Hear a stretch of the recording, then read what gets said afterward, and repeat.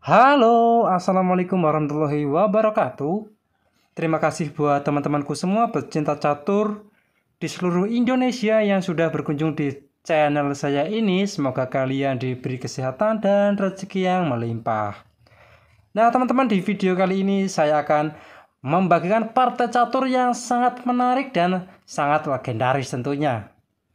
Dan tetapi sebelum saya lanjut video ini berlanjut, jika kalian belum subscribe channel saya ini, silahkan kalian klik tombol subscribe, like, dan juga share jika menurut kalian video ini bermanfaat bagi orang banyak. Nah, oke teman-teman, langsung saja kita masuk di pembahasannya. Nah, di mana di pembahasan kali ini saya akan membagikan pertandingan catur yang sangat brutal, dan ini partai ini disebut juga immortal sepanjang masa teman-teman, ataupun pertandingan catur yang sangat frontal sepanjang masa. Nah, pertandingan catur ini mempertemukan antara Henry Ernest Atting memegang bidak putih melawan Herbert Lewis Jacobs memegang bidak hitam. Dan di mana Henry mengalami pembukaan dengan E4 dijawab oleh Levy E5 D4, dan ini dikenal dengan pembukaan center game. E kali D4 C3. Nah teman-teman, ini yang dinamakan Danish Gambit. Dan Gambit diterima D kali C3 gajah ke C4 mengancam pion F7. Dan kembali putih menawarkan pion yang ada di B2. Tetapi hitam lebih memilih dengan kuda ke F6 mengancam pion E5. Dijawab oleh Henry kuda ke F3, pengorbanan pion E4, dan sekaligus mempersiapkan rokade teman-teman. Dan pengorbanan diterima dengan kuda kali pion E4 dan rokade. Sesuai rencana mengaktifkan beteng buat menyerang raja hitam.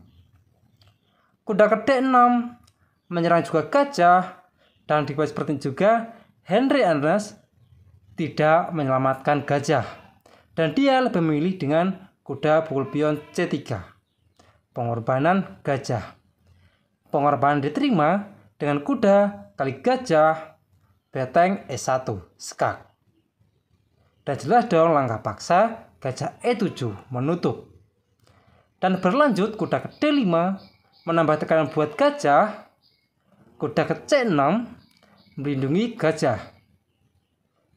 Dan ditambah lagi daya dobraknya dengan gajah G5 menyerang gajah 3 kali.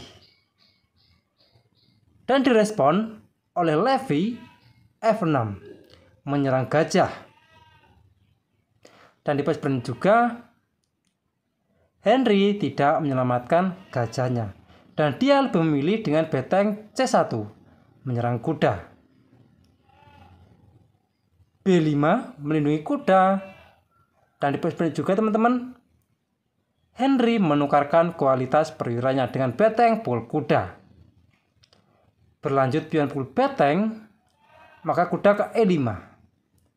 Dan lihat teman-teman, menawarkan pertukaran kuda dan pengorbanan perwira kuda.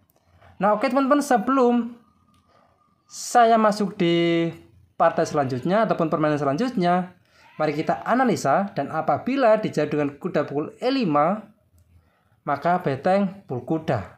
Nah lihat teman-teman, menyerang gajah lagi. Nah teman-teman, di seperti ini, apabila dijawab dengan pion pukul beteng, maka gajah pukul gajah mengancam menteri, menteri pukul gajah, maka kuda pukul menteri. Nah teman-teman, di seperti ini hitam lebih diunggulkan dikarenakan mempunyai 3 perwira. Oke, kita kembali lagi. Nah teman-teman, untuk di opsi yang kedua, apabila di seperti ini dijawab dengan pion pukul gajah, maka menteri ke H5 skak. G6 menutup, maka menteri pukul pion. Nah lihat teman-teman, di mana gajah terserang 3 kali. Berlanjut rokade, maka beteng pukul gajah. Dan jelas menyerang pion H7. Beteng F7 mengadu beteng, maka kuda ke F6 skak, raja G7 dan kuda ke H5 skak, dan ini akan menjadi langkah repetisi dan menjadi draw. Dan apabila teman-teman masih dilanjutkan ataupun mau lebih memaksa dengan raja ke G8, maka kuda ke F6. Nah, lagi-lagi kalau memaksa raja ke F8, maka kuda pukul pion H7 tempo skak, beteng pukul kuda, maka menteri ke F6 skak. Raja G8, menteri pukul pion skak, raja F8, dan beteng pukul beteng. Nah, lihat teman-teman, tipe seperti ini ancamannya skak mat. Nah, oke teman-teman, kita kembali lagi di langkah aslinya.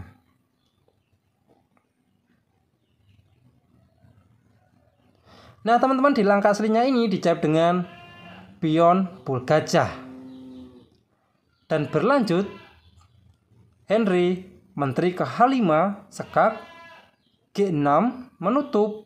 Dan di posisi seperti ini, Henry mengorbankan perwira kuda lagi dengan kuda ke F6 skak. Pengorbanan diterima dengan gajah pukul kuda, maka kuda pukul pion G6 open skak. Dan di posisi ini juga Levi menutupnya dengan menteri, teman-teman. Dan berlanjut, beteng pukul menteri skak, gajah pukul beteng, kuda ke E5 open skak, raja ke D8, maka kuda ke F7 skak mengancam beteng, raja E8, kuda D6 double skak, raja ke D8. Dan di posisi seperti ini teman-teman, coba kalian pas video ini dan temukan langkah terbaik bagi putih dan membuat Herbert Levi Zapskov menyerah.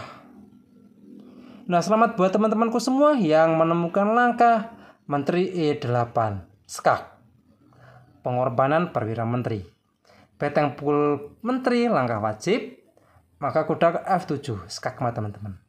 Nah, oke teman-teman, kita kembali lagi di langkah yang ke-16, teman-teman. Nah, di pos seperti ini teman-teman, apabila dijawab dengan raja ke F7, maka kuda ke E5 double skak, raja ke E6, menteri F7 skak, raja ke D6, dan beteng D1 skak, raja ke C5, menteri pukul pion C4 tempo skak, raja ke B6, menteri B3 skak, raja ke A6, menteri ke D3 skak, raja ke B6, maka kuda ke C4 skak, raja B7, dan menteri B3 skak. Kuda ke B4 menutup, maka menteri pukul kuda tempo skak, raja ke A6, dan menteri A4 skak, raja B7, dan menteri B5 skak mat, teman-teman. Nah, oke teman-teman, mungkin cukup sekian video saya kali ini. Semoga bermanfaat bagi kalian semua. Jika ada kurang lebihnya, saya mohon maaf, dan jika kalian ada kritik dan saran, silahkan kalian coret-coret di kolom komentar. Assalamualaikum warahmatullahi wabarakatuh.